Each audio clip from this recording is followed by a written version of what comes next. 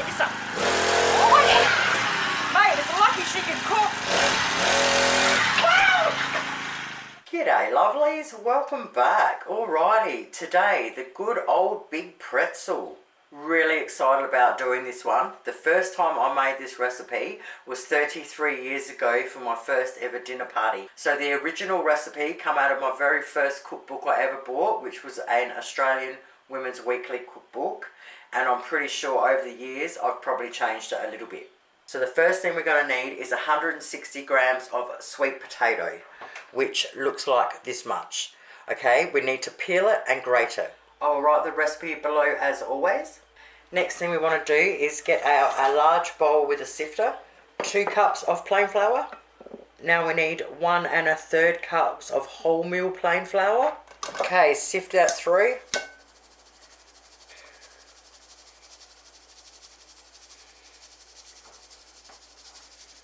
Now I never know if you're supposed to keep what's left over.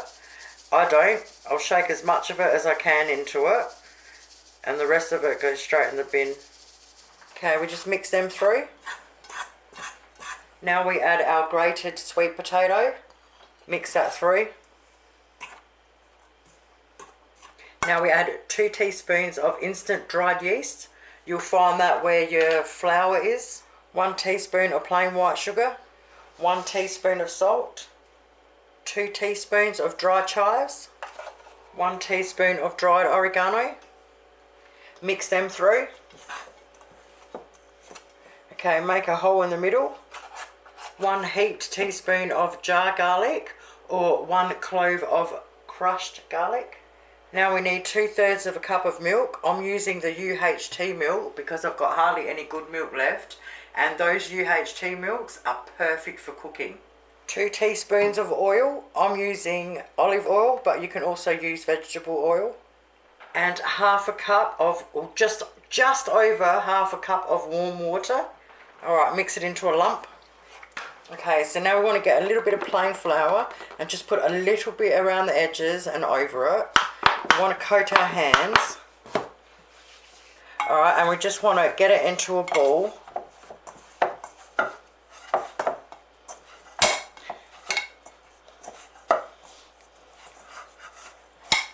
And we want to just knead it like this for a minute.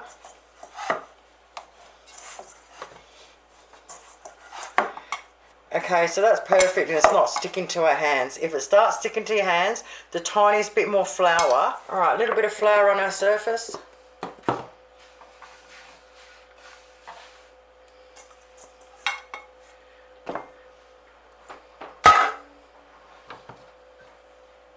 A little bit of flour over the top. Alright, I'm going to work it into a bit of a log. So we need to divide it into 12.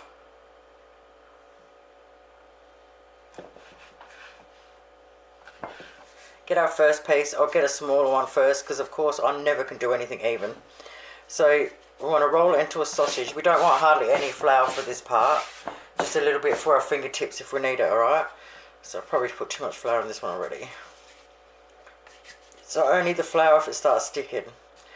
So we want to roll them out. See how that's really hard to roll when there's too much flour over it? So now I'll show you one where you don't, but it's a bit sticky. Alright, we want to roll it first in our fingertips to get the shape going. And this is really elasticy, so it's just weird. Okay, so we'll pull it out. So as we roll, we're pulling outwards. And then as you get to each end, we roll a bit and pull outwards.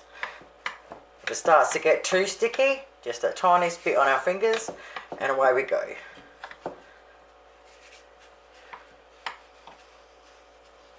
So as we get to the end, you sort of push out as we're doing it. Like I said, it's really elasticy, so you can go along and push out where it needs to and then level it up where it doesn't.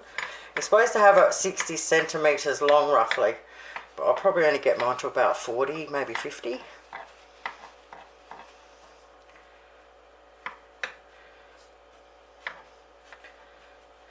At the end, we want them a little bit skinnier. Now, so the best thing you do is make the biggest loop you can, and you only want to twist it at the ends the 3 times. Then fold it over and then put them on that is exactly how they're supposed to be. Now, once they're done, we set them aside for a minute.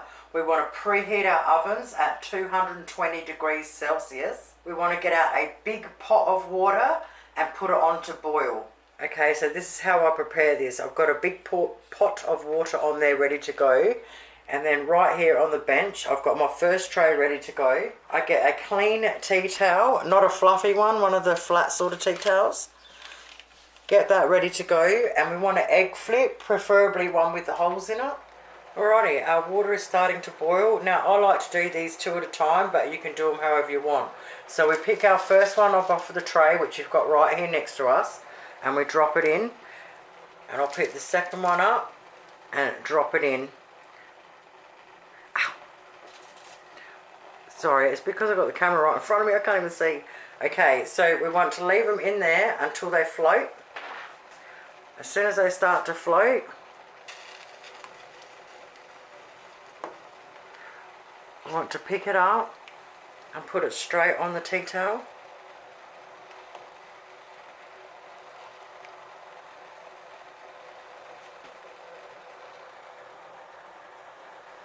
Then we just lift the corner with our finger, put it under, and then place it back on our tray. Lift it, place it under, back on our tray. Next two go in.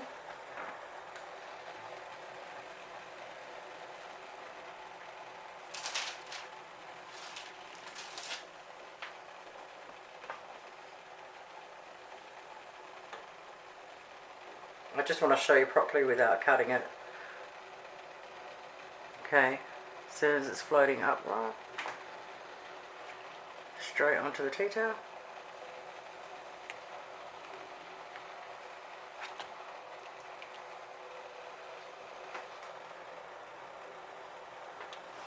Lift it a little bit underneath, straight back on our tray. And keep going until we've done all 12. If you have to, sometimes you might have to let the water heat back up to boil again, and just keep on going.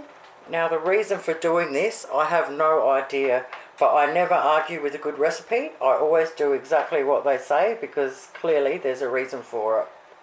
Once we've done them all, we just want to leave them sit there for a few minutes until they go completely cold. While we're waiting for that, we want to get one egg and whisk it up with a fork. Alright, now we've got our egg. Now I want to talk about what we put on top. So we put sesame seeds or poppy seeds, or you can leave them plain. Now you want sea salt flakes. If you don't have them, you can just sprinkle a little bit of plain old salt on there. But today, first of all, I just want to say, Glenn, never say never to a Sagittarius woman.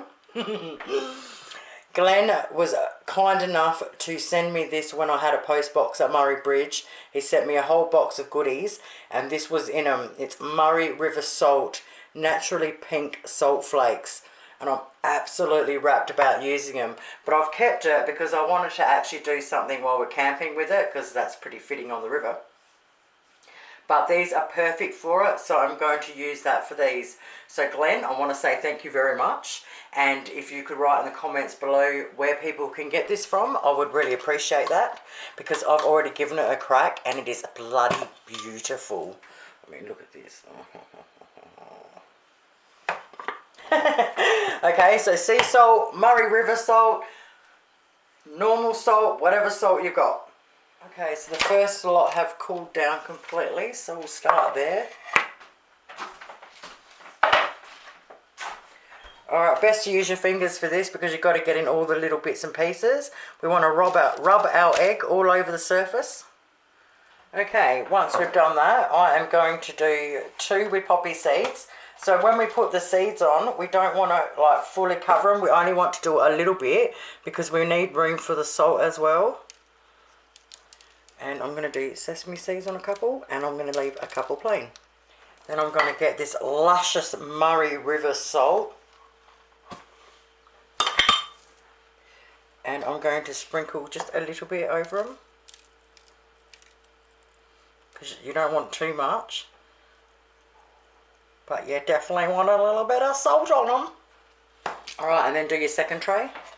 Once they're done and our oven is up to temperature, we want to bang our first tray in there. Now in my plain electric oven, they take exactly 20 minutes. Now I forgot to say about the post box. So I had to close the post box at Murray Bridge because it was really hard for me to try and get there all the time.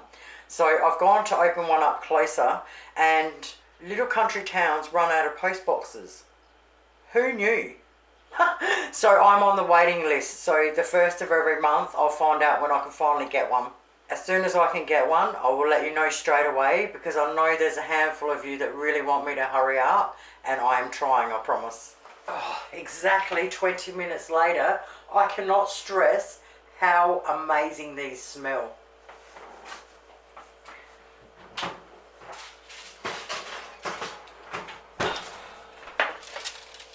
Oh yeah, baby.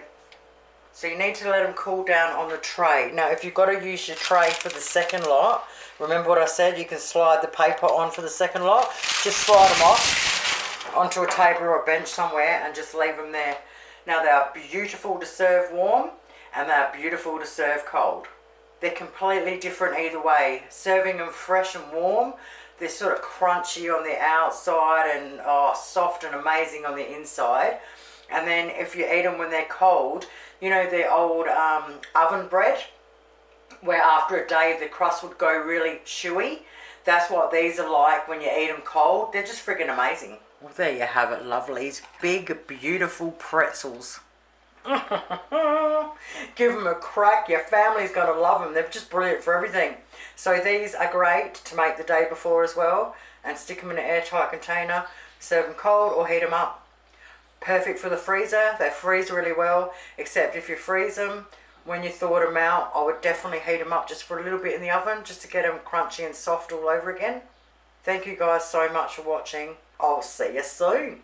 Toodles.